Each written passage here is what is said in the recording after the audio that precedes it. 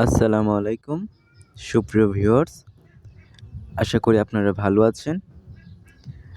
অর্পণের পোষা পাখি ইউটিউব চ্যানেলে আপনাদের সবাইকে স্বাগতম।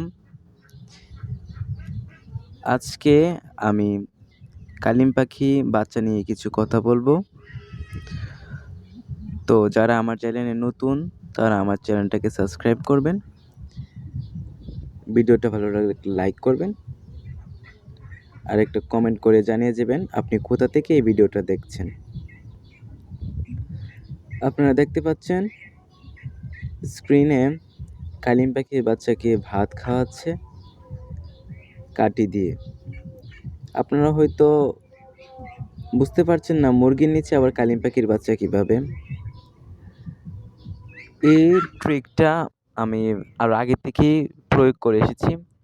যখন কালিম পাখি ডিম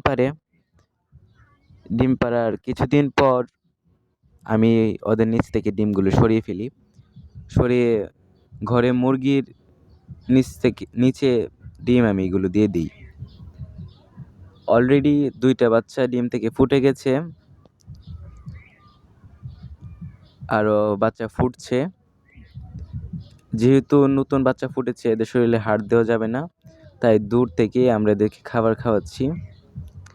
সবচাইতে বড় কারণ হচ্ছে এদেরকে মুরগির নিচে দেওয়ার। এদের মা বাবা এই ডিম রেখে আবার ব্রিডিং করতে শুরু করে দিয়েছিল। ব্রিডিং করলে কি হয়, ডিম রেখে যখন ওরা ব্রিডিং করা শুরু করে দিই তখন এরা ডিমের প্রতি এত আকর্ষণ থাকে না, এরা ডিমকে ভালোভাবে তাপ দেয় না।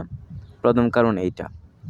আর ডিম থাকলে ডিমেতে বাচ্চা ওঠার পর এরা অনেক পর ডিম পাড়ে এবং আবার অনেক পর ডিম বাচ্চা করে। যেমন স্ক্রিনে আপনারা দেখতে পাচ্ছেন, এগুলো হলো এখন বাচ্চার আগের বাচ্চাগুলি। তো আমরা যদি ডিমগুলো আগে থেকে সরিয়ে ফেলি তাহলে কি হয়, কালিম পাখি আবার তাড়াতাড়ি ডিম পেড়ে ফেলে। এই জন্যই আর কি মুরগির নিচে কালিম পাখি ডিমগুলি দেওয়া।